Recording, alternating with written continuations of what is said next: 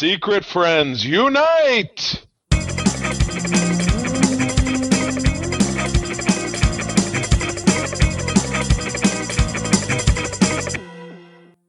Welcome to the Secret Friends Unite podcast, episode 517. This is your guide to the geek side, and I'm one of your hosts, Todd Oxtra, chilling like a villain. It's getting ready for March Madness. The Sparties lost in the Big Ten tournament yesterday. They were the number one seed. But the tournament for all of the peanuts starts this week. So get ready, get your rosters ready, get your brackets ready if you're doing that. And I'm joined by Charlie Carden, the man who picks his rosters and brackets based on the mascot and the names. I won one year when we were at MSU. When I was at State News, I won the bracket, and it's without any foresight. I looked at some numbers. I'm like, well, they say this one is better than that one. And I did some guesses, and I probably won $20. Very, very exciting.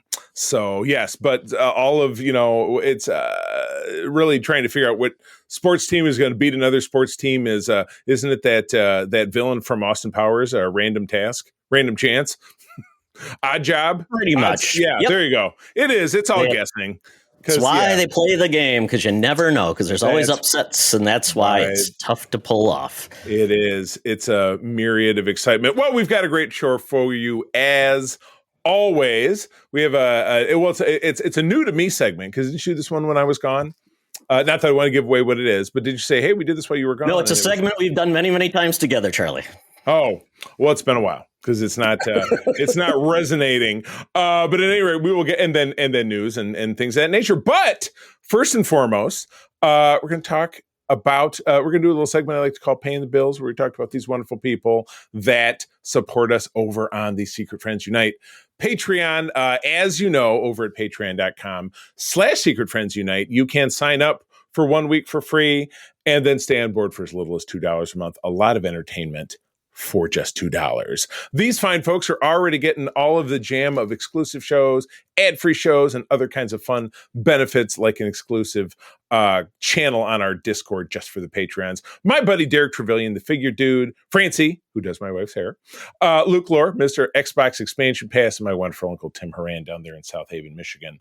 John Sedorf, the Phoenix Sisters Entertainment, Kelly and Crayley, Brendan Myers, Corey and HD, Matthew Keel, my buddy Kurt Krug, who helps us out so much with those great interviews that you hear every other Friday on the Spotlight, and then our friend Tanya Lee. And last but not least, the awesome Nias family out there in the Twin Cities, our biggest supporters, and they're such big supporters, Sean, Stell, and Henry. Todd, what are they doing to help us grow our Patreon? Yeah, we're extending our Patreon giveaway. So the Nias family said, we want more people to check out Secret Friends Unite.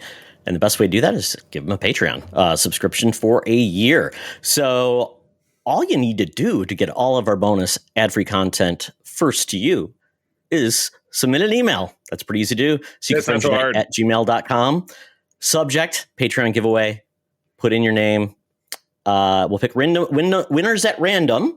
And winners will be announced on April 4th. So look for it on socials within all the areas. And obviously, it'll be announced on our podcast. So with that, we're very excited to give those away and have a good time. And I just want to say a big shout out to Schloss Ritter, one of our primary friends within our Discord, that he got into a car accident, and just wish him a quick recovery. Yes, absolutely. A great guy. And, haven't we all been there or almost been there? But yeah, it's scary stuff. So yeah, take care of our friend. So feats of strength, we were talking about sports, and this image doesn't even qualify as sports ball, because it's more like a sports stick.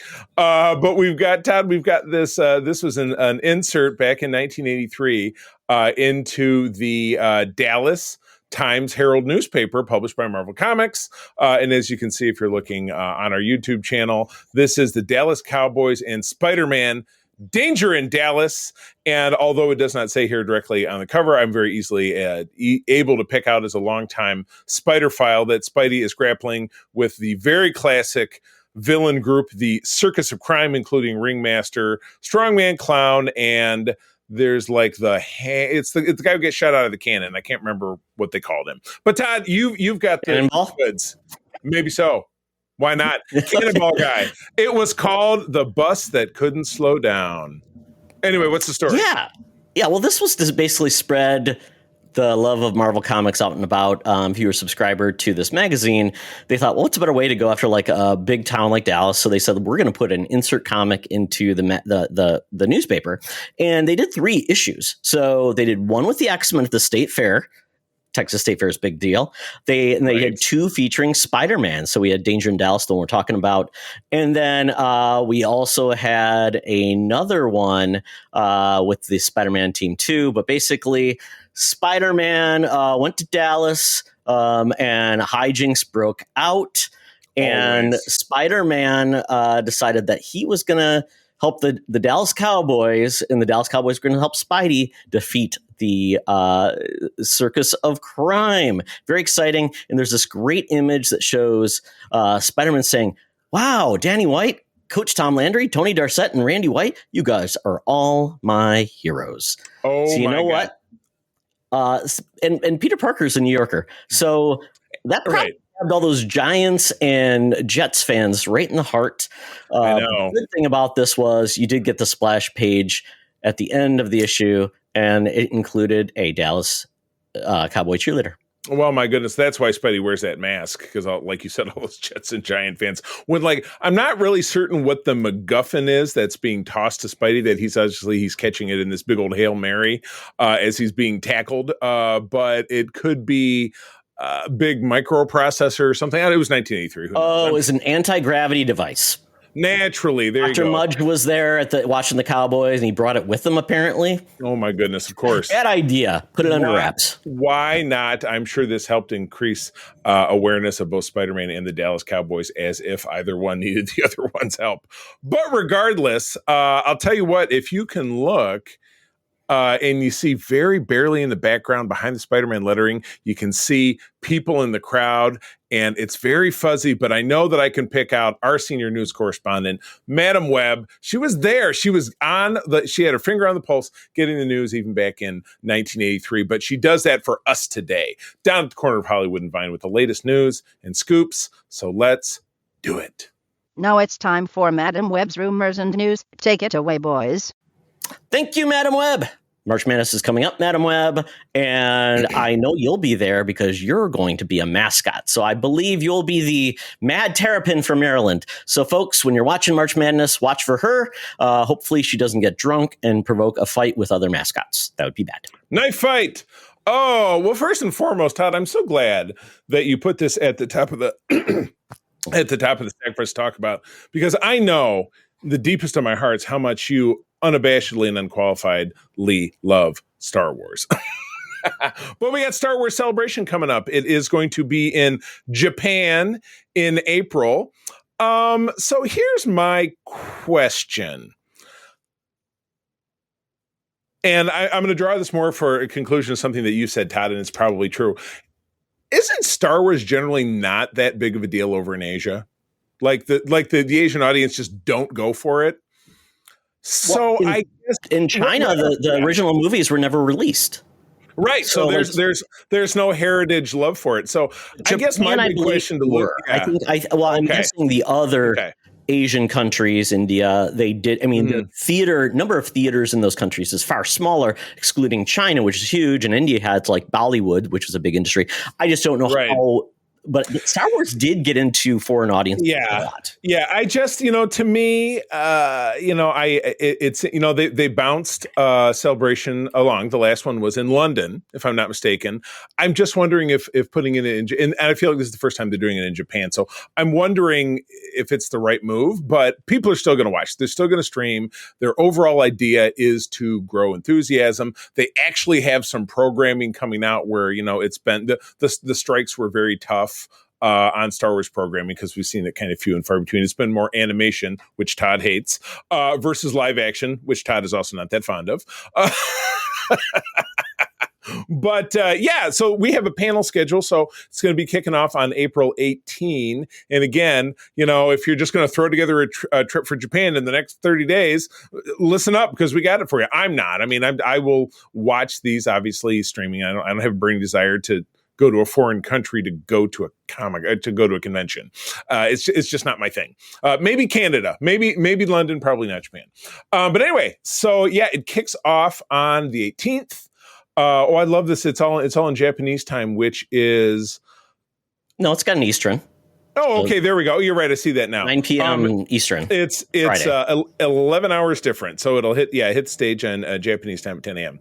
I was confused for a second there. So first kicking off, Favreau and Filoni, Todd's two favorite people, kicking it off for a sneak peek of Mandalorian and Grogu, which Todd and I were having quite a rousing discussion about in the pre-roll. They will also be, let's see here, twin stage design program. Oh, for figures. All right. Which, that's something I have interest in. That's kind of cool.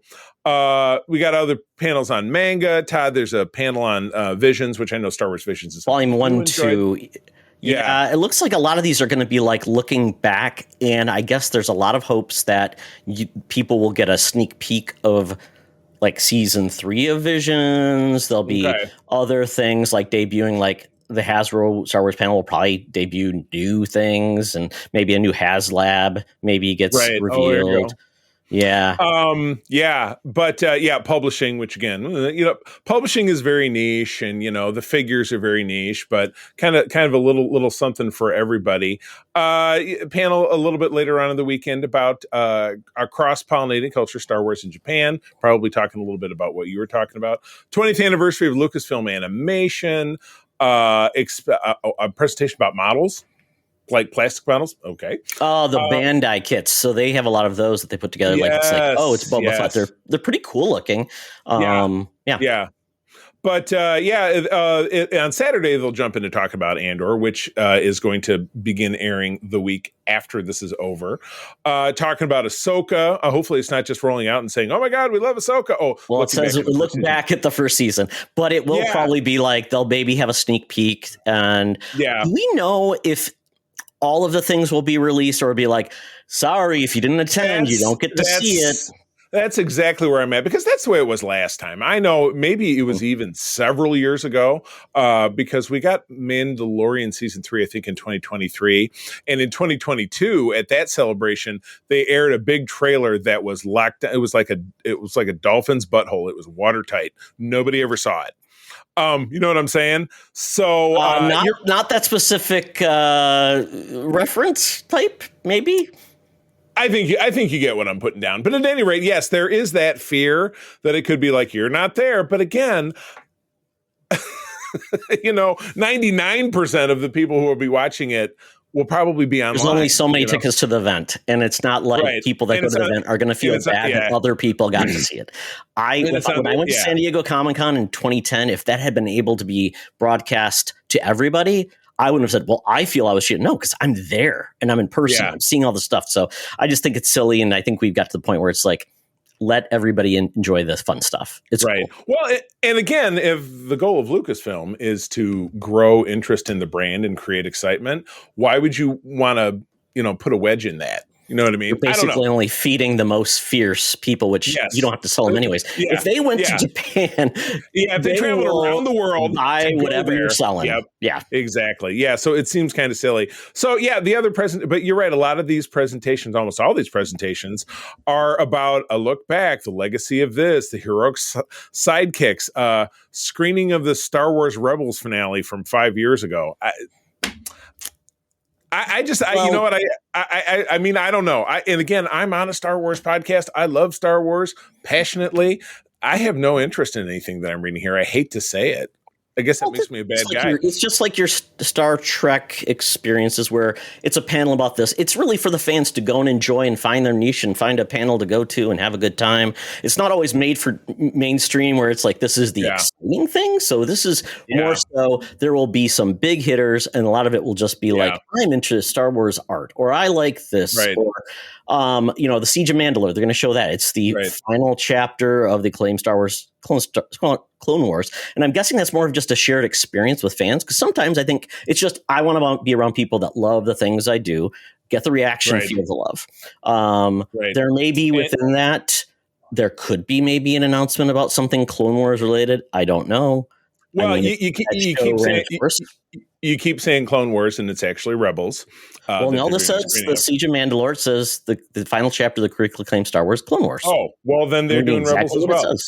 Okay. Then it seems like a lot more of the focus is about the animated stuff. Certainly through the latter half of this.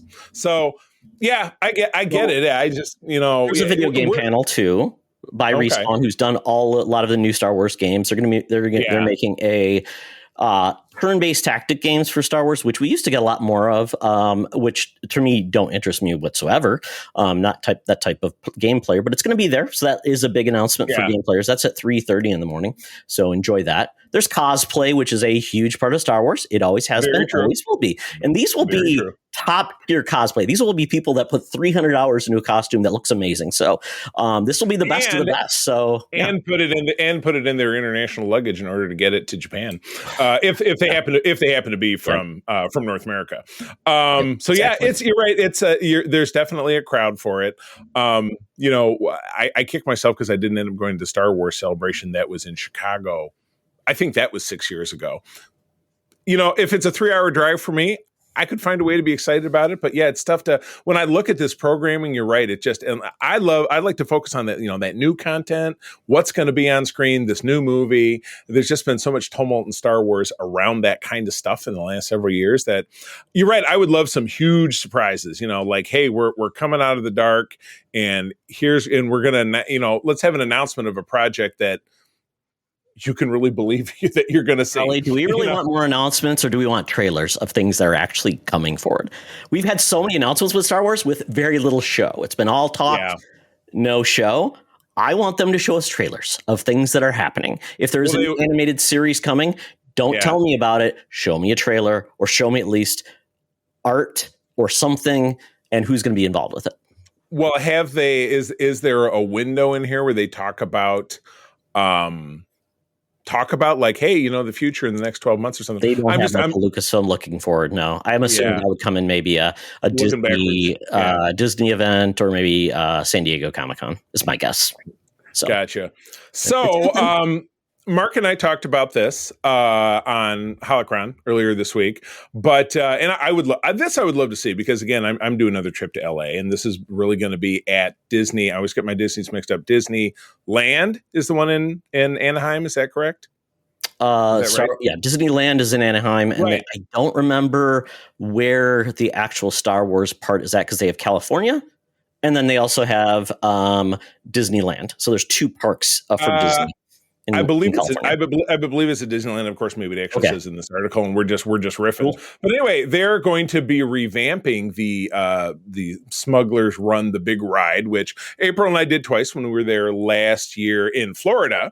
And as Mark and I talked about, bigger innovations tend to land in California, probably just due to proximity to Lucasfilm and to Disney, because it's like, well, we can drive it down the road, or we can fly it across the country. If we have to pick one of the two, that's what we're going to end up picking.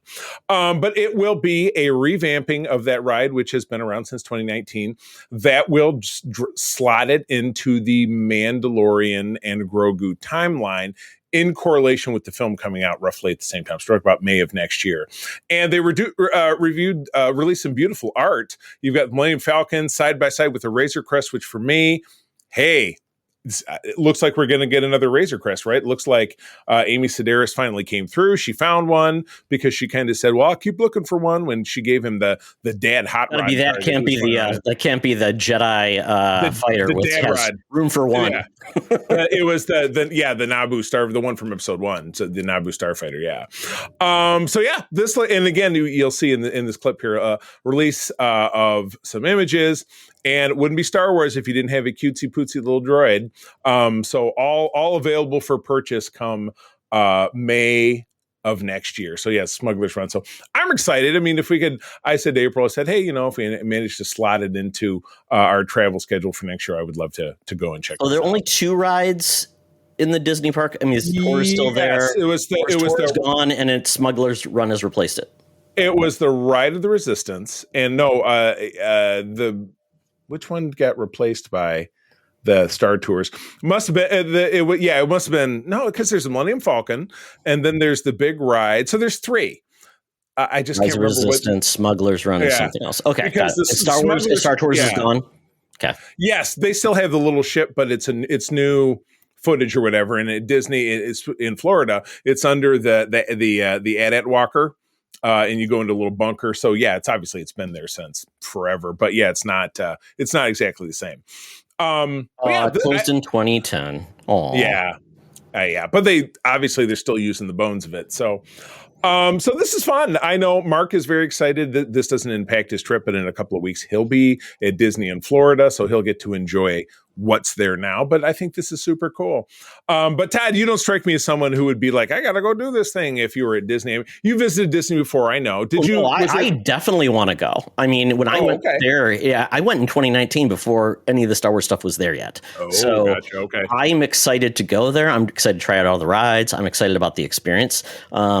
Now, I may not always love the movies, but I like when they do these type of attractions and events. I think they're fun. They're always cool. So I'm all in on this.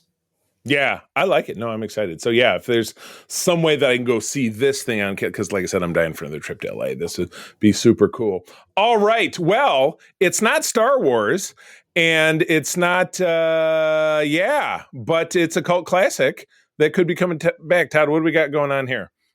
Starship Troopers, a book by, Robert Heinlein. Yeah. Yep. A very cool take on fascism, citizenship, fighting for your country. Became a movie that, I love. I know it's not good, but I love how well it handles, a lot of the propaganda of war and citizens, and I love the way they came forward with it. Was it Paul Verhoeven directed that movie? Yep. Just a cool, fun time. So it's been obviously a long time. We're talking now it's 28 years since that movie. There have been horrible, made for VOD sequels. I've seen a couple. Yeah, Jolene Blalock, who was the first officer on Enterprise, she was in one of them. So yikes! Not a great performance. But there is talks of Starship Troopers coming back in a new take from this is interesting. Neil Blomkamp. Neil Blomkamp was known for District 19 or District 9, and since then he has not really had success at a high level. Struggled. I think the last movie he made was Gran Turismo, which was a racing film. Inspired by the Sony video game. It was just a racing game about a kid who learned how to basically race through the video game and became a real It was a real story. Very cool. But, at this point, I do think he has some good ideas and good ways of directing.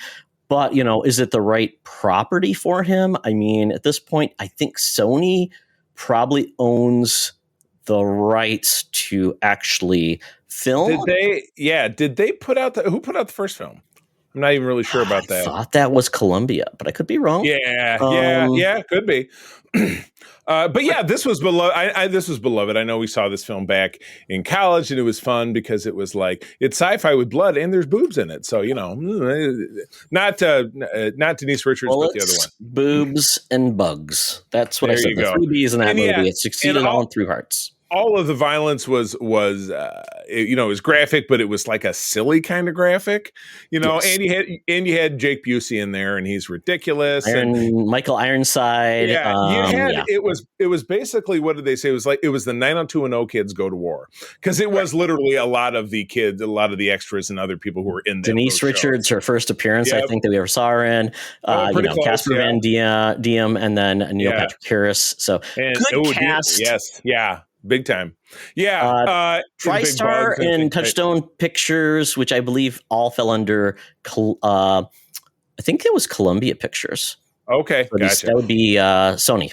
Right. But regardless, Sony has it now. So, but the headline says but maybe don't hold your breath. So is this looking a little iffy that it'll be a success, or just iffy that it'll get made? What do you think? What do you think that really means? At this point, Columbia has tapped him to do it. So there is to write and direct. So at this point, it sounds like it could get greenlit or it could go in the hopper. So at this point, we'll call it pre-production. Yeah. And we'll see whatever happens from there. Yeah. Obviously, if it comes out, we'll see it because it'll be something. It'll be something. Until we see a trailer, it's not real, as they say. That's the new. Basically, the Star Wars role, or Star Trek. Star Trek's a good one for that too on the big screen.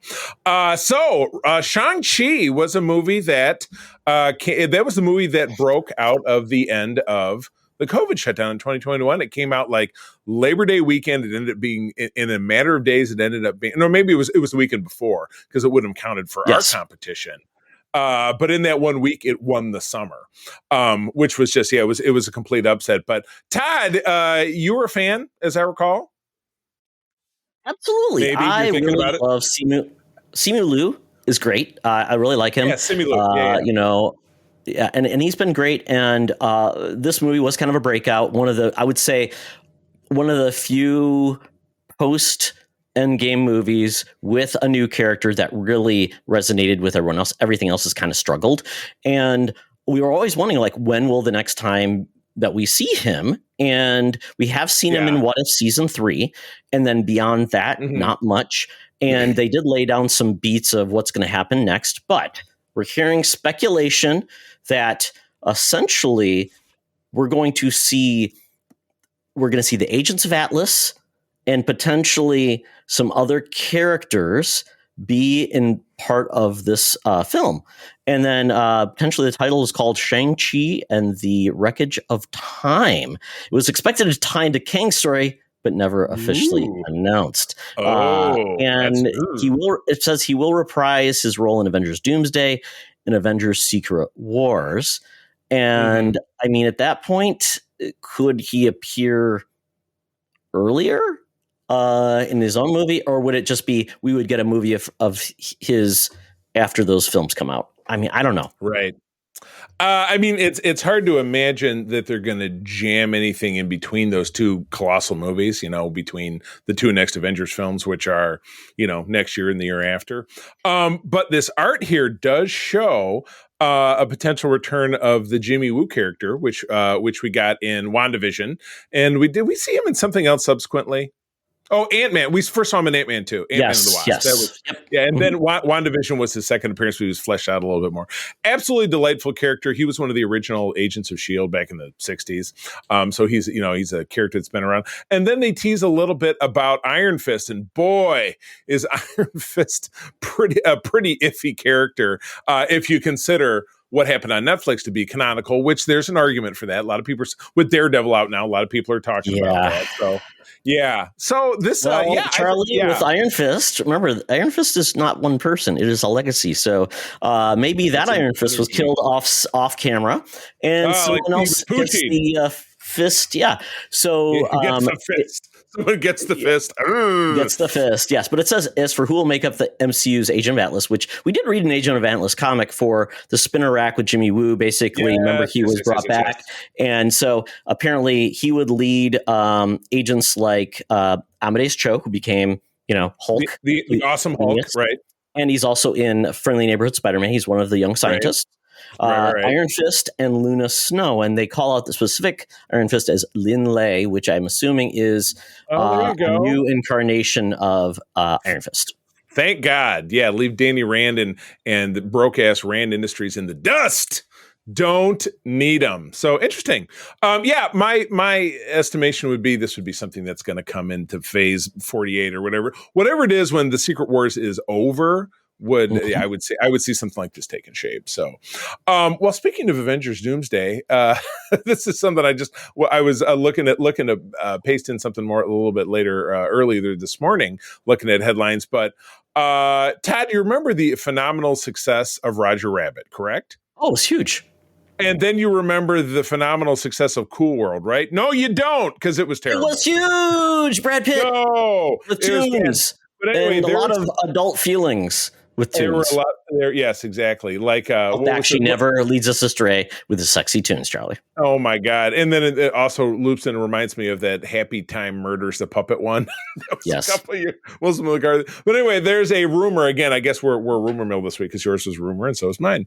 That the Doomsday will blend in live action and fully animated MCU characters. So you could see the friendly neighborhood Spider-Man and Miss Minutes, which we've already seen that. Miss Minutes was a part of the Loki series. And eventually, I'm trying to remember, did she appear besides just being on a screen? Did she like come out of the screen and interact with the characters? I can't remember. Yes, she did. Remember, she teamed up with the one agent lead who was, what was her name? The one agent within the TVA who was basically trying to take out Kang. Yeah. Is that the one? Was that the female agent who showed up in Deadpool? Or was it a different one? She was the main one, wasn't she? I believe so, yeah. But she was teaming up with Miss Minutes. So basically it was her, to take out, what's his name? Kang Light or whatever they called himself, Mr. Timely. He was he who would not be Victor Timely. Kang Light. Oh my goodness. But this would talk about, like, I found that to be like, all right, that's okay. But to think about in Doomsday having all the exiles, as they mentioned here in this article, from What If Season 3, Storm, Birdie, and Kathori, to have them jump out and then to have Friendly Neighborhood Spider-Man jump out and be interacting with their heroes. I just don't know how I feel about that. I feel like it would get maybe kind of silly. Like maybe a little silly, but it's not silly, but unintentionally so. I just don't know. What do you think? That's hard to pull off because it makes me think of what we saw in what was the second Spider-Verse film? Beyond the Spider-Verse? Sure. Yeah. Beyond, around, sideways, above. Through. Yeah, exactly. Above, next, previously on Beyond the Spider-Verse. Yeah. Remember we had just that world of all of those different Spider-Men, right? Yeah. All those people, and you're just like, it's like, and then we did see the one live action character in that mix too. Right. Who was the live action character? I have not watched that movie. Oh, it was so I don't know. It was Prowler from Amazing Spider-Man 2. 1? Andy Garfield, Donald Glover. Spider-Man? Donald Glover. That would have been Spider-Man: Homecoming. Yeah. He showed up in that movie. Yes, it's been a long time. He was captured. So that was the opposite where you had a fully animated with a live action. So the only way I could see this is just like it's a character in the background you just point to and go, oh yeah, see that? So it becomes like everybody coming in, but you don't really get much more than that because other than that, it just becomes. They even talked about the Russo brothers, like, how are they mapping this out? And how are they going to, they said previously they would use like baseball cards of the different characters to map around. Like now they have to use magnets because they are not taped on. They're just going to move around because there's too many people, too many cooks.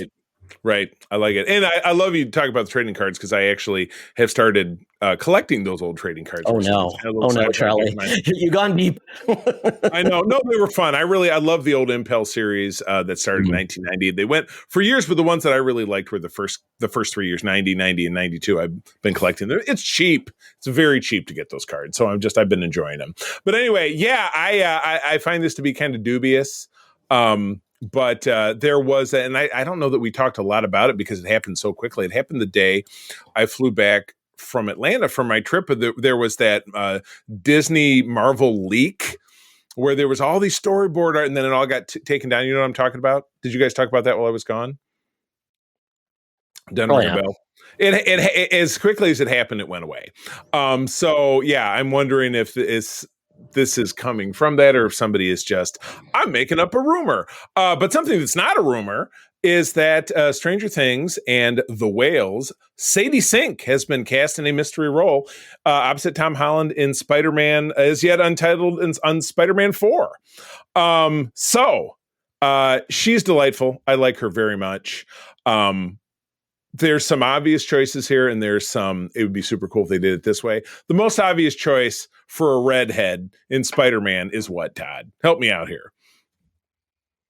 Madam Web, when she got that bad hairdo, and it didn't go well. Did not go well at all. It turned a little more orange than red. Yeah. No, it's Mary Jane. Right. And again, because this nice young lady has red hair, that means absolutely nothing. So the other key female characters in the Spider-Man verse are Gwen Stacy, Felicia Hardy, or Angelica Jones, which actually is the Spider-Man and His Amazing Friends. That's Firestar that we're talking about. An original Spider-Man character who went on to be in the X-Men. She was an Avenger as well, yada, yada, yada. Other people have said, oh, that's going to be the MCU's Jean Grey, but that seems like a weird connection to making the Spider-Man movie. I mean, what do you think? Does this sound kind of weird to you? Yeah. I think it is, but we have a person's real hair color is not always where we go. Remember when Exactly. Emma Stone was cast in the Amazing Spider-Man film, and they made her blonde to be Gwen Stacy. So does it matter? Is this just will she be that character? And we already had an MJ. Does Gwen Stacy turn to Spider-Gwen? Well, the MJ Zendaya's character is Mary Jones. MJ. Correct. Those are initials. Correct. It is not Mary Jane.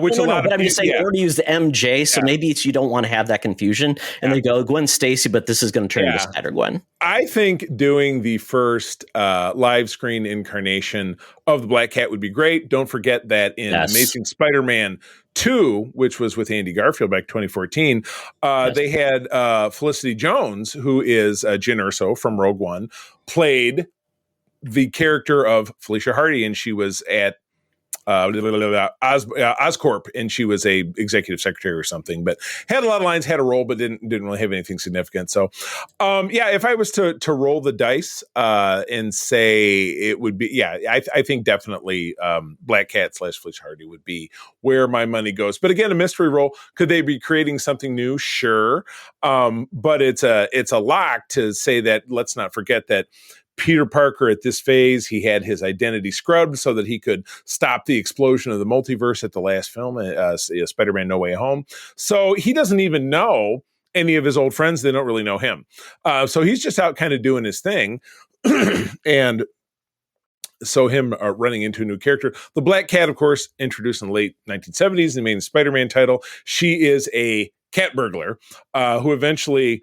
God, excuse me, through her association with Spider-Man and realizing because she doesn't have superpowers, she can't really keep up with him. She makes a deal with the devil, with the Kingpin, to get superpowers, which essentially people around her have like bad luck related things happen to him. Like, I'm going to beat her up and I slipped on a banana peel, or I'm going to shoot Final her. Destination effect. Yeah.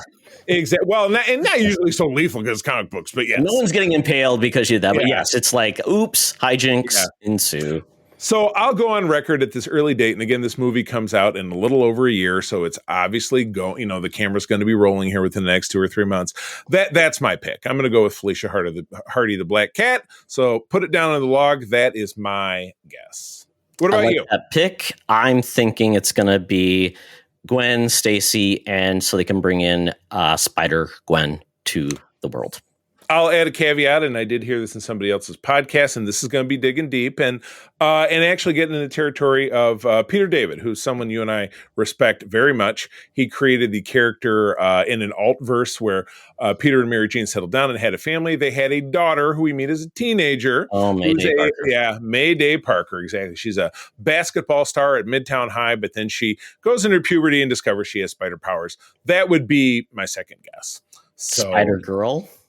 She was Spider-Girl. Spider-Woman, maybe? No, it should be. If you follow the logic of Sue Storm, Invisible Girl, Invisible Woman.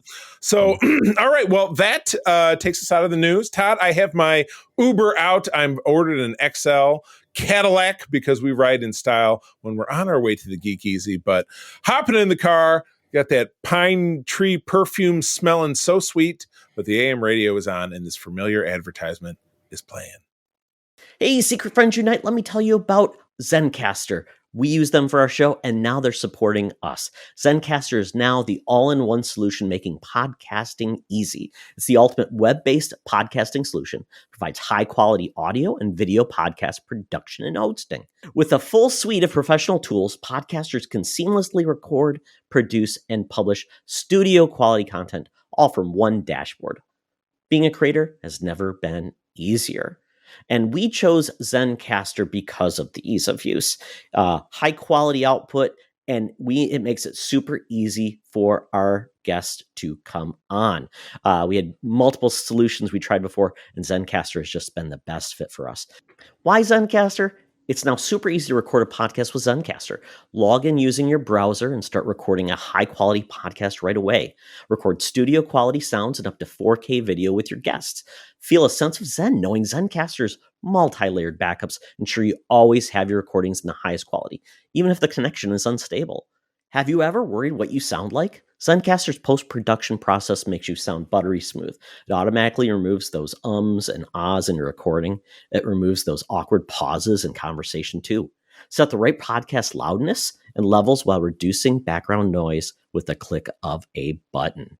So if you're interested in making an easy, high-quality podcast just with the click of a browser button, go to zencastr.com/pricing and use my code SFU1. You'll get 30% off your first month of any Zencastr paid plan. I want you to have the same easy experiences I do for all my podcasting and content needs. It's time to share your story. Now back to the show. Talk nerdy to me. Talk nerdy to me. We're sitting in the Geek Easy, cover band's playing, drinks are poured, and we are ready to get our nerd on. So I decided to read some comics and something I was interested in reading. So I read Ultimates 2024. So this is a new book. I read it on Marvel Unlimited because that's where I found it. So it is essentially the Ultimates, a new Ultimates team that is brought together because of the evil mastermind man who was, I believe, Charles Xavier in the Ultimate Universe. What was his name? Wore the helmet. Oh, yeah. Oh, God, I can't remember. No, that wasn't that Reed Richards? Wasn't that the Reed Richards of the Ultimate Universe had the helmet? But then he also ended up in 616. Sure, whatever. I did not read a lot of that, so it wasn't for me. Yeah. But what they've done is, because in this Ultimate Pocket, which I believe is spun out of the Ultimate Endgame, and now we've got the Ultimate series, the Secret Wars group. Yep. Yeah, because that's when it ended. The Secret Wars. Well, they had another title in the Ultimate that came out not that long ago, like in 2022. So basically, it was basically setting the seeds for new stories to come out. And so this one, that was pretty cool because essentially we've got Tony Stark as a teen. So he calls himself Iron Lad, which is a throwback to Tony Teen, right? Yep, and Howard Stark, his dad, was had all the inventions. So basically, Howard Stark was alive and well, doing things. Tony was Iron Man at a young age. This wasn't him, going to Southeast Asia and getting kidnapped. And essentially, the world's gone to crap. Everything's been taken over, and the mastermind has created this league of supervillains, including Captain Britain, and they essentially rule the world. Well, they ended up getting this chronosphere where Iron Lad was able to go back in time 2 years when Mastermind was trapped. And they thought, well, we need to save the world. So how are we going to do this? Because the only character, there's no heroes left, really. It's Iron Lad. It is a version of Thor who is recovering from almost death with Lady Sif. We've got Doom, who is Reed Richards. So Reed Richards is a character wearing the full costume, and he's anybody first to be called Doom. So he's basically a recovered villain who is now trying to do good. So it's really just that three characters, but they decide what can they do to basically take on the fight. Well, they also have a version of Cap who was frozen, but never unthawed. Boy. Is he still frozen? Are they still frozen? They just wheel him out? Yeah, they have this ice. It's like, what are we going to do with him? We don't know. And then they decide they just move him around on a gurney. Like, pretty much. Let's go. And they decided then they're going to seed the world based on what they can see of other worlds, ways to bring out superheroes. So they're sending these orbs out, and essentially it goes awry, and only a couple people actually survive the experience. So you do get who do they discover? So they discover the Hank Pym and Janet Van Dyne. Okay. but they Original did not Avengers. use their powers. They did not uncover their powers or anything like that. So that's kind of where this is going. So this book is going in that direction of basically trying to create these heroes. I really liked it. I dug it. I thought the series was well done. The way they're going with some certain things, and the Captain America part was really strong. The president, who is basically the baddest of the bad guys, is really cool. There's a great fight between him and Cap, and some of the things that are discussed kind of feel like very much ripped from the headlines today. You see, I like that. That's cool. Yeah, it's a great book. Art's good. It's up to like issue 11 or 12. But I just started it. Right, I read through 3 issues very quickly. I thought of the Ultimate books I've read, I thought this one was the best. And so this would be tying back in with like the Ultimate Spider-Man that we read and the X-Men. It's part of the same world. Universe. I believe so. And like I said, I didn't care for any of those Ultimate books. So for me, I know there's a new Ultimate Wolverine. Didn't care for those books. So for me, this is the best bang for my buck because I get a lot of characters, and it seems like it's not tied into. Once again, spinning the dice on all these characters that we've seen before in the Ultimate Universe, and not told as well, in my opinion. Yeah, it's good that they take it and they shake it up. I liked the Ultimate Universe when it came out in the very early 2000s. Yeah. I liked that Ultimate book that spanned. I mean, that gave us, Black Nick Fury, which was modeled after Samuel L. Jackson, which gave him in the movies. The first, I would say, first 2 runs of Ultimates were great. That run was really good. Yeah. Agreed. And they had animated movies, which I saw back then, which I kind of enjoyed. Yep. It was all pre-MCU, so it was the Wild Wild West. But yeah, absolutely. Low budget animation, for Marvel, which was it was the sign of the times back in the day. Yeah. But check that out. Read it. It's like I said, it's there. You can probably get it at your comic book shop still and trades. And then it's also on. I'm not sure about the other services if it's there, but it definitely is in Marvel Unlimited. Yeah, gotcha. All right, what else you got? Invincible season 3 has ended, and my son surprised me. He was on spring break, and he said, "Hey, Daddy, you caught up on Invincible?" I'm like, "You've been watching Invincible?" He goes, "Oh yeah, I caught up." I'm like, "Oh, that's surprised," because he normally does not watch a lot of TV and movies. So I'm like, "Okay." He's like, "Yeah, we're caught up." I'm like, "I've got, I think 3 episodes left." We watched those 3 episodes and just had a blast. This series is amazing. I think it's one of the best superhero things out there right now on TV. It is so good. That finale is amazing. The voice acting is fantastic. There's a character that's introduced is done by Jeffrey Dean Morgan is one of the voice actors. Nice. We've got Gene Lean is or what's his name? Who? Glenn is the main character. Oh, Stephen Glenn. Oh boy! So it's like a little Walking Dead. Those characters don't end up in a fight, right? Where the Jeffrey Dean Morgan has a big bat and they squish his. You'll have to watch it, but I mean, this is Robert Kirkman. He made The Walking Dead, so a lot of the people get brought in. Strong voice acting, really well done. Some really cool arcs of characters that are coming around, being redone, and just a great series. Highly recommend you check it out. It's the 3rd season is done. I think this is. I think we're getting. No, it's still going. I mean, of the season, it's more seasons are coming. Yeah. Very good. Very good. Very good. Awesome. Cool. Yeah. I fell off after the first season, and I guess I just haven't really thought of going back. But it doesn't mean I won't. It's me. Great. It's great. When it comes to it's almost better than every Marvel TV series that I've ever seen. I would say that in a way. Oh my! The mouse is going to be coming for you. Watch out! They don't like I would say the new Marvel series we've got are good. This just one has raised the bar, I think, for me for superhero animation. Nice.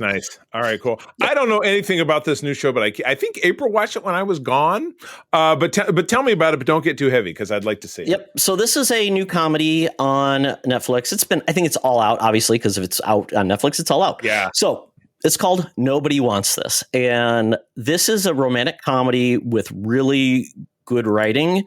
It doesn't pull any punches, and the 2 leads are amazing. The support cast are great, but it's got Adam Brody, no, not Adrian Brody, Adam Brody from the OC playing a rabbi, young rabbi, attractive rabbi who I will say at this point, he is looking for something different when it comes to romance.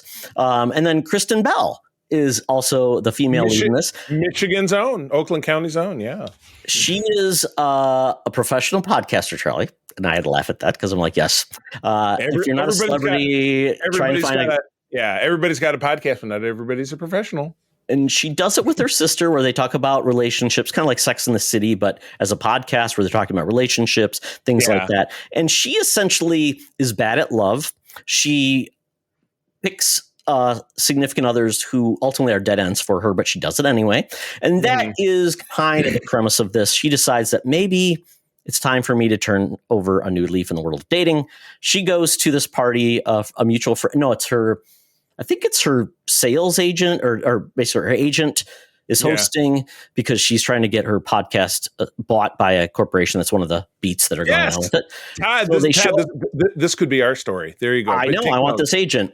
Well, they show up at a party, and that's where the two meet. There's kind of a disconnect on who is who, and it's just really sweet. They've got great chemistry. The writing is great. Kristen Bell is amazing. Anything she does, she's awesome in it. And Adam Brody, quite honestly, you caught yourself. That's the problem.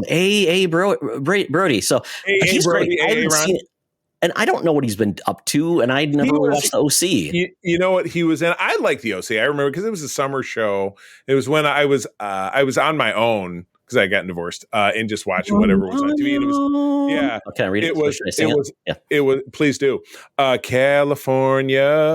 That was the theme song. That was a summer show, and so I caught on to it. But that was like it was one of the first things he did. But he was one of the family members in the. Was it? And we watched it every Halloween. It's the one with the card, like somebody gets married in the family and they have to draw a card for the game, and it's the young woman. No, this young. It's the young woman is Samara Weaving, and she gets married to a guy, but the family, every new person in the family, Ready or Not. Ready or Not, yes, he was one of the. I've not seen that movie, but I know what you're talking about. I do want to see that movie eventually, but I did not know he was in that. Okay. Yep, he's in stuff here and there and stuff. But yeah, I like him too. Well, that's fun. I should get how many episodes is this? Your regular kind of 8 or 10? Like episodes? 8, but it's half-hour sitcom. So I mean, really good. Yeah, you can get right through it, but it's good show if you and your spouse not necessarily always on the same page. This is a good one because it's comedy, but it's also got the romantic bent and 2 good actors. So check out Nobody Wants This. Lent. Well, we went to the cinema this week. Squozen at the last minute because it was a busy week for me. I was out and about quite a bit. But we've talked about this one when the trailer dropped. It's Novacaine with our buddy Jack Quaid of Star Trek Lower Decks and The Boys fame. And the concept of it is probably not a real medical thing. But he's this nice young man who's an assistant branch manager at a bank. And he has a medical condition by which his body, like his nervous system, doesn't process pain receptors. Yet, in getting into a romance with one of his coworkers, he still can apparently get a boner. But we won't go on. That's not painful, I guess. Maybe he's got all the good and none of the bad, Charlie. Yeah, exactly. So he's got, but he's not a superhero. It's not like he can get hit by a car and be like, I'm fine. But, a lot of it was played out in the trailer. He gets stabbed. He smashes his bloody hands into a broken window, and then he's like Wolverine and stuff. So it all centers around, as explained out in the trailer, a bank robbery, but, there are little twists and turns in it. So he's in that. The female character looks super familiar, but also Jacob Batalon, who was in the Spider-Man films and Ned Leeds, that's his best buddy. Matt Walsh is in it. He's one of the cops in it. So it's like there's some familiar faces. Not gonna lie, did definitely drift off for about 5 minutes because it's just not that great. It just really didn't blow. It was really kind of play by numbers. It was very gimmicky, but even, it was like, well, I can't feel pain, but still some of the stuff that happens to him would just kill somebody. So it's a little bit more of the suspend your disbelief, but while at the same time you just think, well, he's vulnerable, but getting, you see in the trailer, he trips a booby trap and a big mace slams into it, a spiked mace slams into his back, and he's still like, bleeds, and you could bleed out. You could get an infection and die. Yes. Exactly. It might not hurt, but it might kill you. One of the early things that he says, well, I can't eat solid food. I can only drink things in liquid form because I could bite my tongue off and I'd never know. I'm like, I don't ever really feel like I was afraid to eat solid foods because have you ever? So he can't feel his tongue? No, he can't feel his tongue. Well, that's not pain. That's weird. So if he Yeah, doesn't I know. do anything, that's okay. Rules are a little bit funky here. It Rules are a struggles little to bit follow funky. it struggled to follow its own concept. And Universe yeah, rules. yeah, Once you don't follow exactly. them, then it's So yeah, it's a big shoot 'em up, and at the end of the day, it's I would say it's kind of dumb fun, but it's just to me it was just kind of dumb. And it's not. It was funny. I was reading a couple of headlines today. This squeaked by winning the weekend, but it didn't even make $8 million. So the other movie that came out was a Michael Fassbinder thriller called Black Bag that did slightly worse. So they're saying this weekend so far. Now we're in the middle of March. This has been the worst week box office wise this year so far. So yeah, bad year for box office so far. There's been no big breakouts this year so far, which is just sad. Yeah. So yeah, I mean the summer tentpole season is not that far off, but that it always seems to rebound. But there's usually a movie in March, usually a big movie in February, like something sneaks in a big surprise, and there's not been one this year. Yeah, we've not had anything. So that was that. And then this will be on again tonight, the second episode. But Todd, you're familiar over on Max with the Righteous Gemstones. Does that ring a bell? It's on my list. List. I have not seen any of it. It's very fun. I've seen clips. Our friends Jay and Tamara got us to finally sit down and watch this because it's just a super goofy comedy about one of these a family that runs a mega church, and John Goodman is the patriarch, and then of course the splendid Danny McBride is in the mix, also Adam Devine, also Wally Goggs, Walter Goggins is in there as well, and it's a lot of fun. But this is the premiere of the fourth and I believe final season, and they take you right out of that because they dip backwards in time to the Civil War. So it's like, oh, you didn't see this. You couldn't have seen this happening. And it's in Virginia, and there's a bearded preacher preaching to a group of people. And it took me a minute to figure out that the bearded preacher is the guy who played Eugene on The Walking Dead.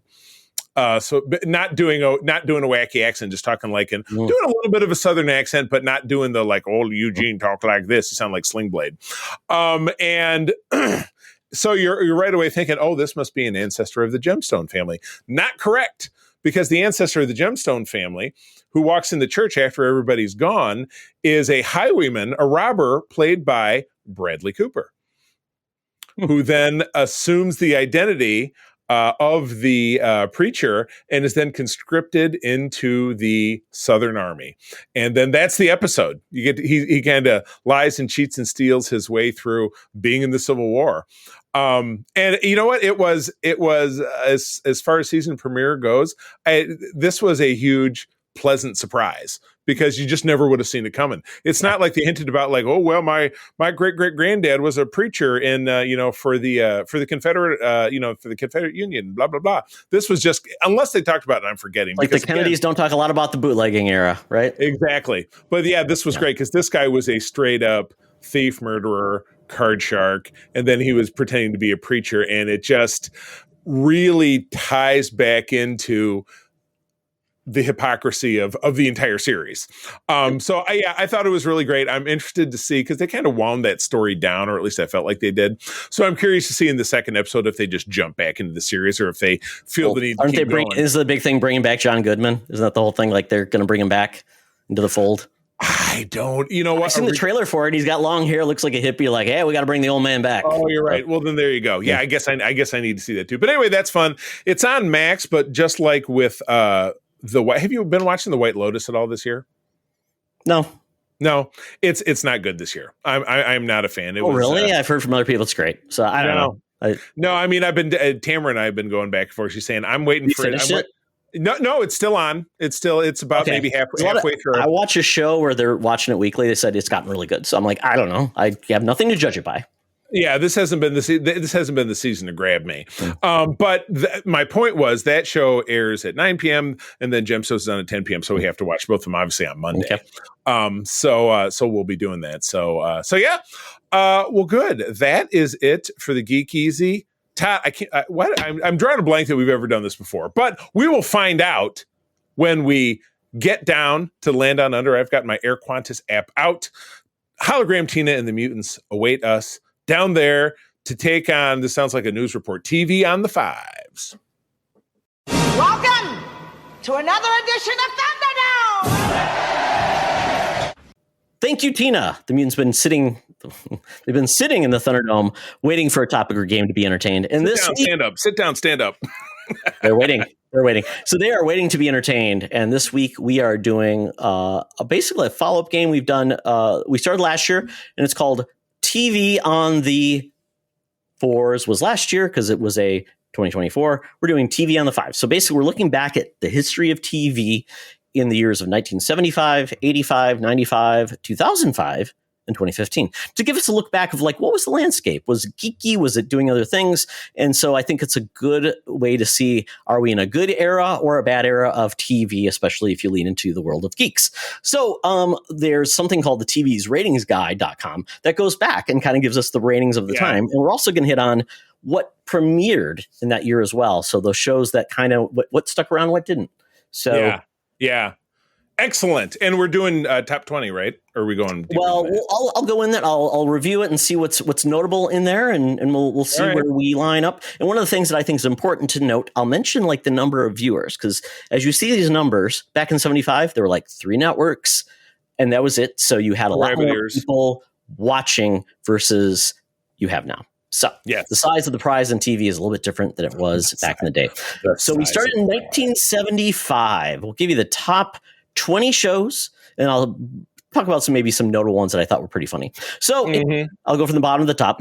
So in 1975, the top 20 shows were ABC Sunday Night Movie, Kojak, Mary Tyler Moore, Welcome Back, Kotter, Starsky and Hutch, Good Heavens, a show I didn't know anything about, but it was canceled that year. The Waltons, One Day at a Time, MASH, then the ABC Monday Night Movie. Apparently, they had better movies on Monday.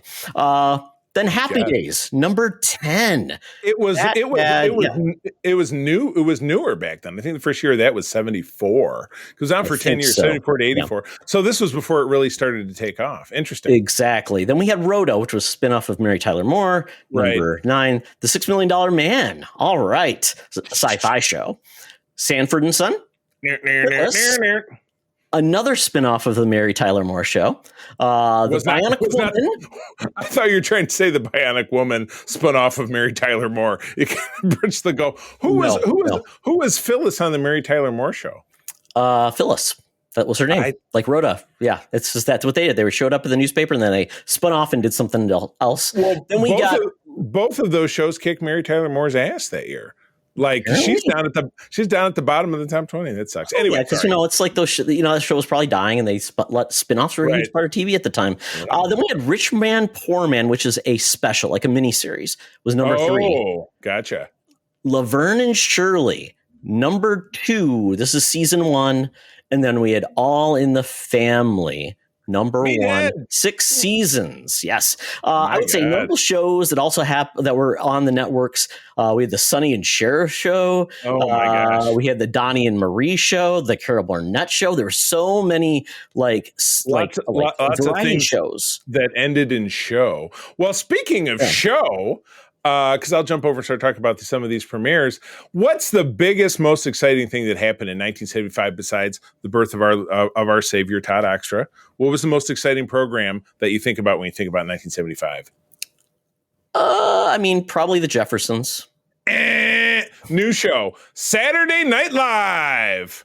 Yeah, October of that year, there was actually a great dramatization of what that first night was like, kind of behind the scenes, that came out last fall, which I enjoyed. But yeah, you had your original Not Ready for Primetime players that launched the careers of, like, basically, we'll say 3/4 of those people got famous. Sure. Yeah. And ended up having great careers. But yeah, I don't know. Did you end up watching, with all the hullabaloo of the 50th anniversary, did you end up rewatching that first episode or just clips? No, no. I've seen enough of the time that the old SNL is not for me. Yeah, it's not for me. Yeah, well, I mean, so very much of the humor is topical that, it's kind of like, okay. Of course, like Deli Samurai or Hamburger Ketchup. That's very timely. Yeah, exactly. Well, you know what? Those things still exist. Coneheads, The Killer Bees, all those great shows. That show, much like this next program, has been on ever since. But 1975 was the first year for Good Morning America, one of the start your news with 3 or 4 talking heads telling you about national news and about stories of interest. Yeah, I think I was a Today Show back when I was into that kind of thing. I think the Today Show was the first one, I believe. Yeah, that was the big one. Yeah. But it's, as Todd mentioned, the Jeffersons, which spun off of All in the Family, which was obviously the number one show that year, came out this year. It was George Jefferson and his wife Wheezy moving on up to the East Side, a deluxe apartment in the sky, because he was a very well-to-do dry cleaner. Which I don't know. I mean, I guess somebody owns much dry cleaning. That's franchises. Fine. Yeah, exactly. One of the top 10 shows was Starsky and Hutch. It was cop drama. It was two streetwise cops who were rode around in a red and white Ford Torino with the help of a police snitch, Huggy Bear. There was David Soul and Paul. Antonio. Oh, and Antonio Fargas wasn't Huggy Bear. Was he Huggy Bear? He went on to be in The Wiz and a bunch of other stuff. Sure. I don't feel like I ever watched Starsky and Hutch. Wheel of Fortune had its first year in 1975. That I did not know. I think about it as a thing of the 80s, but maybe it just the wheel needed to spin and garner a little bit more. Oh, probably because it hit syndication in 1983, which is when it would have gotten a little bit more fanfare. Todd, one of the first shows you and I ever watched together was Welcome Back, Kotter, because it was on TV Land on Nick at Night, but it debuted, and this was a vehicle for the great John Travolta before he hit it big. Gabe Kaplan. Grease or in Staying Alive, Saturday Night Fever kind of deal happening. So, once again, you have one or two people in this that actually went on to have a career. Besides Gabe Kaplan, the biggest other thing he ever did was the Battle of the Network Stars? Wasn't that the big thing? Sure. Yeah, there you go. I did find some weird ones, Charlie, in here, like The Secret of Isis, which was actually a puppet team. They made that show. It was a superhero show, and that was done on Saturday mornings. There is, I'm looking to see if there's anything else that pops out to me that was like, oh, that's kind of interesting. Oh, Return of the Planet of the Apes was on TV. They did that. Yep. Oh, okay. Gotcha. Far Out Space Nuts was another show, comedic stuff with actors. I did see this was the first year for SWAT, which everybody loves a good old police drama with the big shoot 'em ups. Then we had the original Ghostbusters, that show that inspired, with Tracy the gorilla and the two guys busting ghosts. And then other than that, I don't know if there's anything else that really pops out that was really that exciting. Oh, well, Cher split off from Sunny to have her own show that year. So good for you, Cher, the ageless woman. All right, let's move on to the 1980s.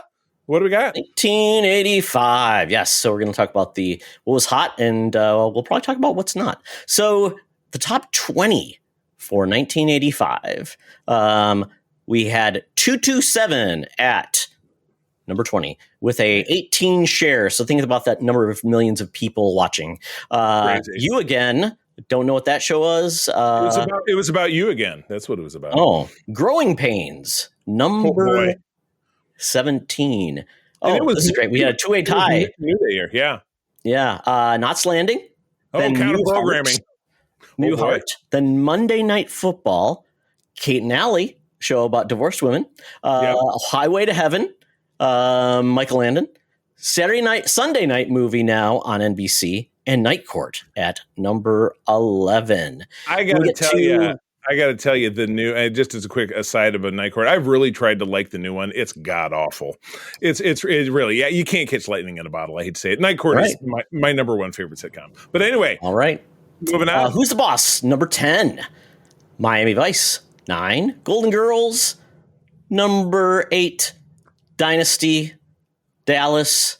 Cheers. 60 Minutes.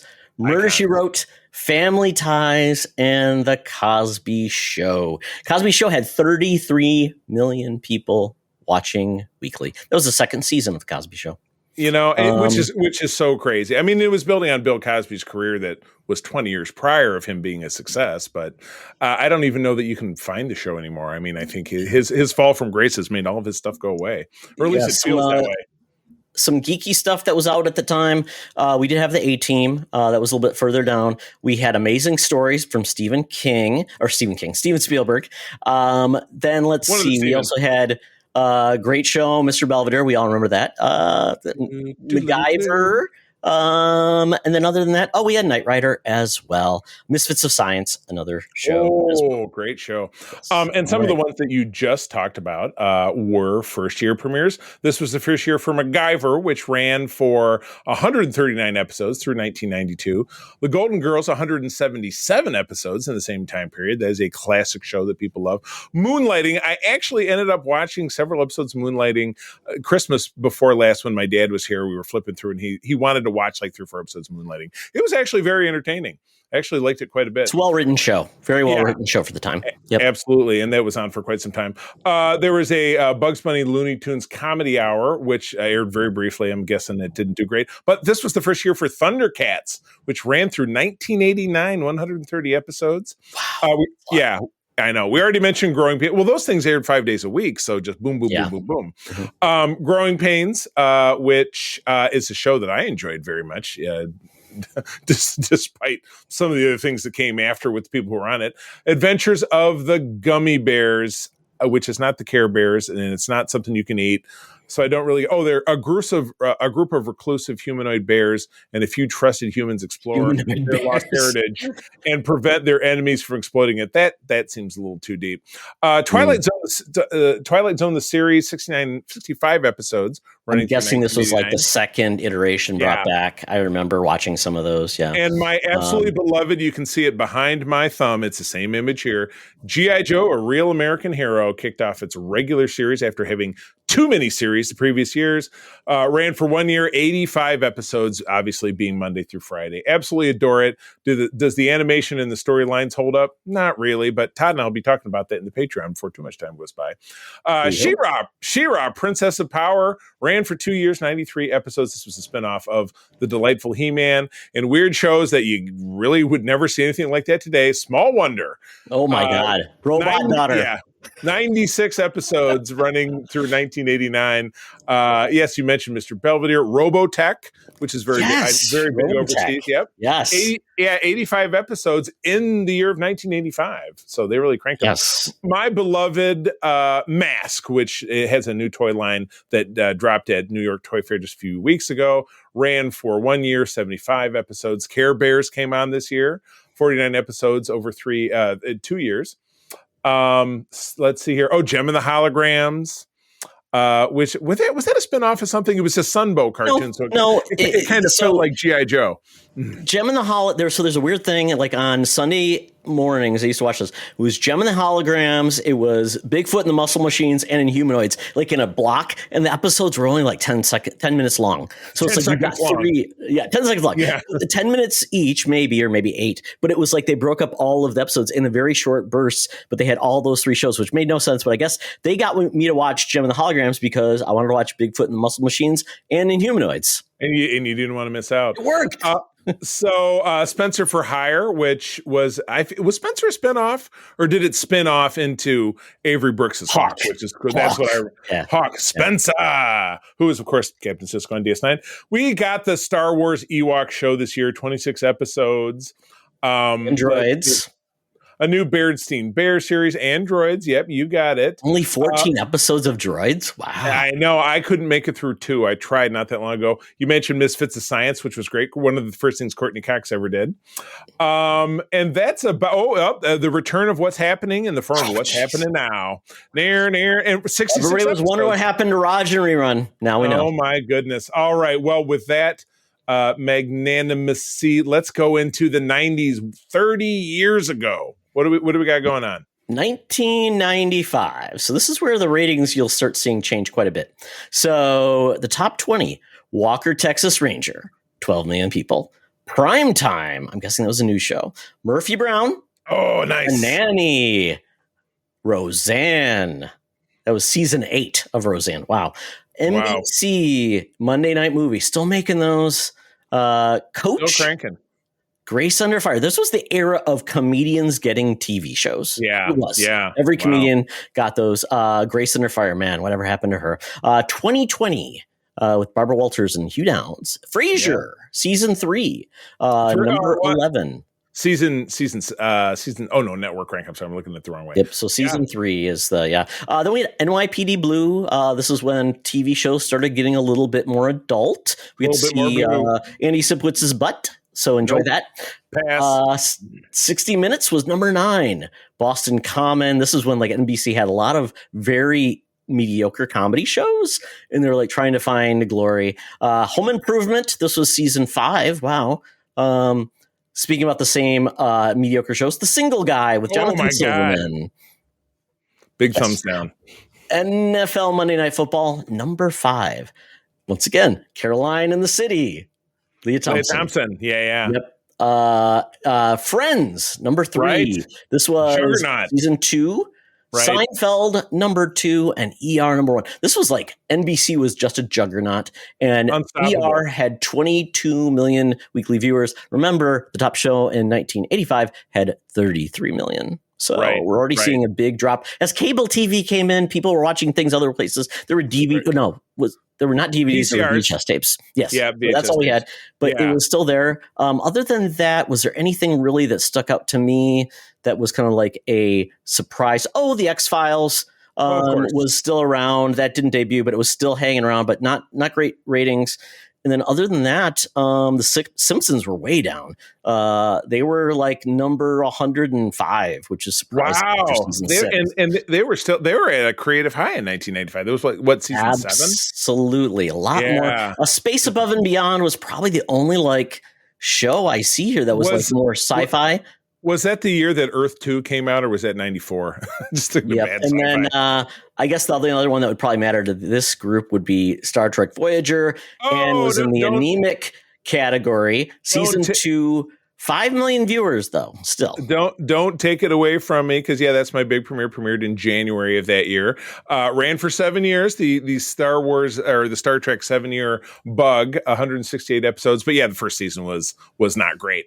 We got Dragon Ball Z this year. I don't know if it was new at that time, but it was it was on a Cartoon Network. They had, I think, Adult Swim was where that showed it every day. This was the first year of the Kiwi import Xena Warrior Princess. Yes, Lucy Lawless. 134 episodes. Wow. Yeah, exactly. I don't know that I've ever watched a single episode. Really? So much fun. Bruce Campbell is all the likely suspects. Sam Raimi and his brother doing that. Anybody they could rope in and get them down to New Zealand. Pinky and the Brain had their own show. Oh, yeah. Great show. Yep. Absolutely fantastic. Hercules Legendary Journeys with canceled actor Kevin Sorbo. It's so funny. That was a show that was syndicated as well. But I thought, because Xena spun off of Hercules, but I didn't think it happened that soon. So that was really quick. The same year. They started at the same time, so maybe it really maybe it wasn't a spin-off per se. Todd, your favorite flying lawyer show, JAG. Premiered in 1995. It did a season on, I think, NBC, got canceled and got picked up by NBC, and then ran not USA 9 years. No, it ended up on USA, but they didn't produce it. No. Todd, here's a show that we talked about. Style of the times. Yeah, we talked about one season of this program that would be Sliders on Fox, which ran for great concept, 5 years. Great concept. Didn't win me over. I hear you. I loved the Drew Carey Show, which dropped in 1995 and ran for almost a decade, 223 episodes. News Radio, another show I'd love. Great this show. Phil Hartman. Last big project of Phil Hartman before his untimely passing, unfortunately. The Mask had a cartoon series following up the movie that came out the previous year. Sailor Moon. Never a big one for me, but it has huge on Cartoon Network again. Yeah. The Outer Limits trial. That was another cool anthology. I think that was on Showtime. Ran for a long time. 7 years. We had Goosebumps had a series that kicked off this year, and then Mad TV, which was counter programming to SNL. Though I don't know that it was literally like date and date. No, it was was it a half hour or no? It was an hour before. Hour before SNL, and I think it was an hour long versus an hour and a half. Yeah. I enjoyed it, and I certainly never. It's so funny because you think, it's counter programming because they're going to watch this or going to watch that, which doesn't exist anymore because people stream stuff. There you go. Space Above and Beyond. You talked about that, Todd. You love this show, Freakazoid. 24 episodes. Such a fun show. It's that goofy superhero thing. A lot of just weird stuff. Love that show. And then one of the first show. Remember Dr. Katz? Like one of the first Comedy Central like animated series. Stop stealing my material. That was going to be my next one. Yes, absolutely. Oh, okay. The Wayans brothers got a show that year. Yay. I'm looking for anything that really otherwise catches my attention. Oh, Sybil Shepherd, spinning off of Moonlighting, had her own show that ran for several years that kicked off this year. Skim. Street Fighter 2 5 is the name of the series. I got the last one, Charlie. Got the last one. I know what it is. What happens? You know what it is? Maybe. Say it. Is it Earthworm Jim? No. Oh, you missed it. All right. What is it? What do you do when the beaches are closed? You go as undercover detective on Baywatch Nights. 45 episodes over 2 years. Boy, it's just a ton of stuff. I keep scrolling, waiting for this list to end. It never ends. So many TV shows. Then we will call it and we will move on. All right. Now we're into the millennium. 20 years hence. 2005. Yeah, it's actually been 20 years. So here we go. Once again, we're going to talk about the top 20 shows. This is all network stuff. There's no like cable things in here, so that's okay. So with this is great. In 2005, the top 20 shows: The Apprentice 4, done by Donnie Trump. 5 million viewers. That's the same that Voyager had. Kind of crazy. 2.5 Men. That was a juggernaut. That was season 3. Dancing with the Stars. That became a huge thing. That was the Thursday night edition, which is funny that they had multiple nights. That's right. Law and Order SVU. This was season 7 of a show that I don't know if it ever ended. I think it's still on. I believe so. Yeah. ER. This was season 12 of that show. Right. Yeah, it was kind of a different point. 24, Charlie, was on season 5. Oh, season 5 was a good season. That's fair. Okay. Without a Trace, Deal or No Deal. Howie Mandel. That was the Monday edition. It was crazy. Right. That's that many. Survivor, Panama Exile Island. Extreme Makeover Home Edition. This is when you got all those makeover shows. The Swan and all those shows. Yeah. I do not know what the show is. It's called Unanimous. It was on Fox, was on for one season, was still the 10th rated show. Wow. Only at one season. It was a game show, apparently. It made a dent, but then that dent was quickly repaired. Yep. Then we had CSI Miami. David, what's his name? Caruso. Yes, Caruso. NFL Monday Night Football. Once again, big. Lost was in season 2.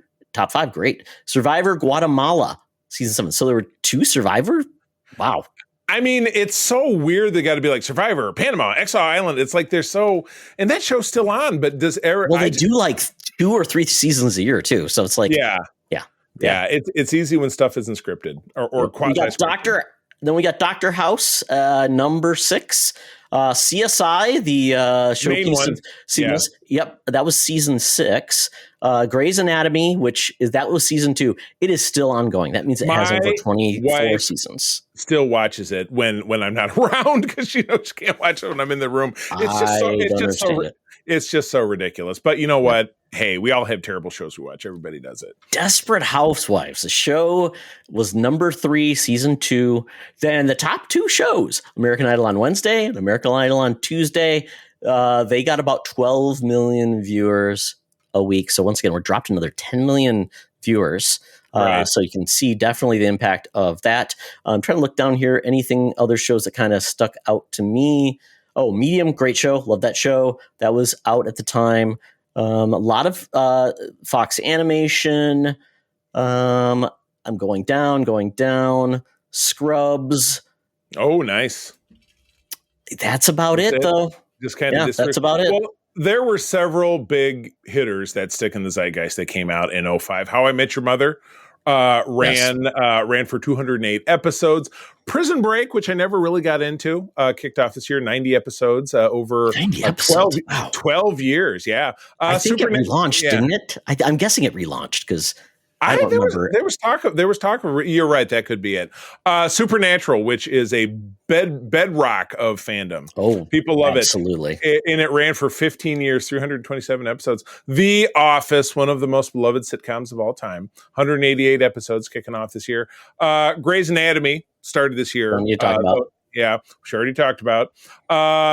This is when Doctor Who began its new dynasty with Eccleston. Yep. And we've talked a lot of Doctor Who over on our Patreon as well. Avatar: The Last Airbender, Todd, I know you're a fan. One of my favorites. Yep. And speaking of some of the greatest sitcoms of all time, It's Always Sunny in Philadelphia, which is still on the air. I don't know how many seasons it has, but it definitely doesn't have 20 seasons because they're short and they don't make it every year. 179 episodes. Bones, which is a show that April loved, ran 245 episodes over a 15-year span. Criminal Minds, which was a very controversial show. Didn't Thomas what's his butt, who was the star of it, get into some trouble? I don't know. However, why not? Todd, one of your animated favorites, American Dad, came out this year. It's still going on too. That's crazy. So wild. Oh my gosh. Yep. My son has watched this, but I haven't. Weeds with Mary. What was her name? Mary Louise Parker is supposed to be good. Todd, you love this show. My Name is Earl. Great show. Ended too early. Ended on a cliffhanger, which sucked. Oh, that's a bummer. The Ghost Whisperer, April and I were talking about the show the other day because she's like, well, I like that stuff. And I'm like, I like Jennifer Love Hewitt, but I still didn't watch the show. Numbers, which was with Rob Morrow and David Krumholtz, which ran for 5 years, 119 episodes. Robot Chicken kicked off this year. Everybody loves Robot Chicken. And absolutely. Our beloved Stephen Colbert spun off of The Daily Show into The Colbert Report, which ran for 1,390 episodes because it was on 5 days a week. Which spun off into his work on CBS, which I watch him quite a bit. Same here. Everybody Hates Chris, which was fun. They brought this one back, didn't they? They have like a sequel series. Yeah, I think about when he was an adult. Yep. Yeah. And he is the character that plays Chris as a kid is one of the teachers in Abbott Elementary. Yeah, that's right. I watched this with my kids, the Sweet Life of Zach and Cody, which gave us the Sprouse kids, one of whom was in Riverdale. The Boondocks, which I never tuned into, but it's a very well-renowned. You already mentioned Medium. The Closer was a very big show back in the day. All right, I'm scrolling. That's about it for premieres because we're going deep from what there is. It keeps. They must have these rated by notoriety because you're right, it's just kind of getting a little thin, but anyway, all right, well, we're closing the gap to a mere 10 years. 2015.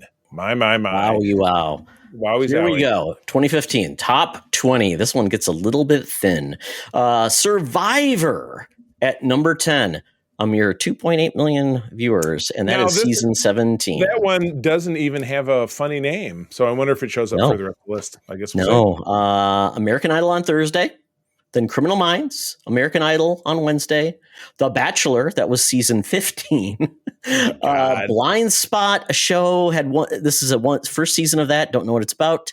Oh no, NCIS. Oh, wait a second. Wasn't Blind Spot? Wasn't that the Jamie Alexander? Not Jamie. She played Sif in the Thor movies, and didn't she have tattoos on her body to help her remember stuff like Memento? Sure, maybe. I think that was it. Could have been. I don't know. You know what? Add us on social media. Let us know. I have no reason not to believe you. NCIS season 13. Oh my God. And the show is still on in this like 25th season. It's totally insane. Yes. American Idol Wednesday, number 11. Scandal season 5 was out, number 10. The Voice season 5. Modern Family, huge comedy, number 7. How to Get Away with Murder under Shondaland show. That was season 2. Grey's Anatomy season 12. Football in America part 3. That was a special, so I'm sure I don't know why it's part 3. I don't know why it's part 3, or maybe it's week 3. Don't know. The OT, that's a Fox. That's basically a post game show for football. Odd. Oh my God. Yeah.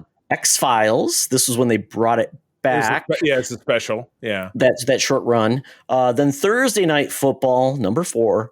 The Big Bang Theory, season 9. Wow. I'm a fan. Empire. That was that show with all those people, and then the one actor said he got beat up by people and bad things happened. Jesse Smollett. Yeah. That's like a trivia question right there. Yeah, okay. And then we had Sunday Night Football #1. But guess what? The #1 show in America, only 7.5 million people were watching it. So it's just the shrinking of. Yeah. We're into this. Yeah, we're into the streaming world at this point. As a matter of fact, some of these shows that we'll run through are streaming shows. The precursor to the current incarnation of Daredevil aired on Netflix this year. 39 episodes over several seasons. Mr. Robot, which had was that a USA show? Yeah, Rami Malek. And I know April really dug that show. Narcos, which was about Pablo Escobar. I never watched it. Better Call Saul, which spun off of Breaking Bad, which we started watching and haven't finished. More Netflix, Marvel, Jessica Jones, favorite in this house. Sense8. Did you ever watch Sense8? It was J. Michael Straczynski. Yeah. Wachowskis were behind that too. Yeah. Lucifer, which I'm familiar with, but it's started on Fox and then ended up on Netflix. First spinoff of The Walking Dead, which Todd steadfastly refused to watch, aired for 113 episodes, 8 seasons, or 8 years. Yeah, wow. I know. I loved Supergirl over on the CW. Yeah, great show when it started. Kind of fell off a cliff and didn't get very good at the end. Yeah, this was a heartbreaker, and we watched this just recently that it did make it. Agent Carter over on ABC that ran 18 episodes was pretty good considering. Yeah. Making the Murder was about a controversial serial killer in Wisconsin. It was a Netflix. Yeah, it was very gripping. I've heard a lot about One Punch Man, but I don't even really know what it is. But it was on. That's all it is. A character that is so strong can beat you with one punch. I watched some of it. It is a different type of show. Yeah. This was a Amazon series which I just mentioned in conversation with you and Jen today. The Man in the High Castle. What if the Nazis won World War II? But I think that's the first Prime show too. I think that was the first show Prime did. Here we go. Yep, The Blind Spot. I was right. Jane Doe is found in Times Square with no memory and mysterious tattoos. I was right. Limitless was a spinoff of a movie that Bradley Cooper made of the same name. Oh, I dug this show. This was on Fox. Wayward Pines, which ran for 20 episodes. Oh, it was on Fox. Okay. Yeah, exactly. Yeah, I'm pretty sure it was on Fox. Todd, you and I both loved iZombie, which started this year. Great show. I never finished it. I should go back and watch the rest of that show because it is such a fun show. And I love, obviously, the star of this, Rose McIver, is now on Ghost. She's the lead in that show. Love it. Another streaming show that you and I and John love, The Unbreakable Kimmy Schmidt, started this year. Ran Quantico, which is a FBI show with some folks that I didn't watch. And here's a show that you and I love, Todd. A Return of the show I got to finish because I love it. But I got to finish it. Man, oh man! No. I hope they're all still out there. Last Man on Earth with Will Forte also dragged. That's a fun show. I need to get back to it because I started watching it and I'm like, I'm enjoying this quite a bit. I hear you. Here's a show I'll actually watch the rest of it someday. The Expanse started this year. Todd, I know it's your that survived. That survived many places. Was on Sci-Fi and then moved over to Amazon. Yeah. We already talked about Empire, Scream Queens, which is a show that we all really enjoyed when it came out. Yeah, 2 seasons. So good. Yeah. This was a fun show that April and I just ran through because you can find it in various places. Humans, which was a BBC series about humanoid robots that are servants. And that's going to go well. 12 Monkeys, which was a spinoff of the film that I heard it's very good. Yeah, that our soul brother, Todd Stashwick, starred in that one. TV series. Terry Matalas was behind that, Charlie. That's what I think obviously led Mr. Stashwick to ending up in Star Trek. I'm scrolling. The Magicians, one of my favorite TV series, another series I need to finish because my wife says I don't want the show to end, so we stopped. And I'm like, I'm going to finish this thing, so I need to finish it. Really don't want the show. Oh, a story that we recently shot, Superstore, which we recently shotgunned. This year. I'm scrolling. I think we're about there. My Crazy Ex-Girlfriend. I feel like I watched some of those, but that's a fun show. Yeah. Oh, Schitt's Creek started this year. Really? Yeah. All right. I didn't know. Charlie, don't forget though, CSI Cyber came out this year. Lasted 1 season. Also, don't forget during the Michigan film credits, we had Battle Creek, which is down here in Michigan. That's right, where bad stuff goes on. Exactly. Amongst the cereal. Well, that's about as much as I see, unless there's something else in here that grabs you. But too much TV. This is the era of too much TV began. It's like, there's a lot of TV. Yeah, that's where we are now. Because, more than half of the stuff in that last list was on streamers, which means you weren't watching it on digital TV or cable. You were watching it on a paid streamer. After reviewing this list, Charlie, I hope the folks who are a little bit younger than us can appreciate all of the very little bit of geek content you got basically for the first 3 bucketed years.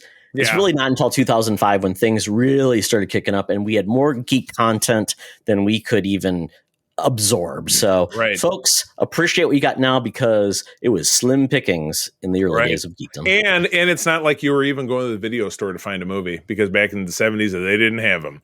So if it wasn't on your theater and you missed it on the theater or you missed it on TV, you had to hope for reruns. Yep. And that was about it. That's why Star Wars was in the cinemas for like 2 years straight. Because it was the only way you could see it. Oh, man. Well, that's the show. Good times. I'm loving it. Everybody, thanks for joining us. Todd, where do people find you out there? Primarily, I am on Blue Sky, at Todd Oxtra, at Secret Friends Unite, also on Instagram and Threads, at Toxtra, at Secret Friends Unite as well. Check us out there. Check out our website. Check out our YouTube channel. And, tell people about the show if you like it. Yes, keep checking. And don't forget, secretfriendsunite@gmail.com. Enter to win yourself a free 1-year subscription, courtesy of the Nice family, to our great Patreon and get a lot of extra bonus fun stuff.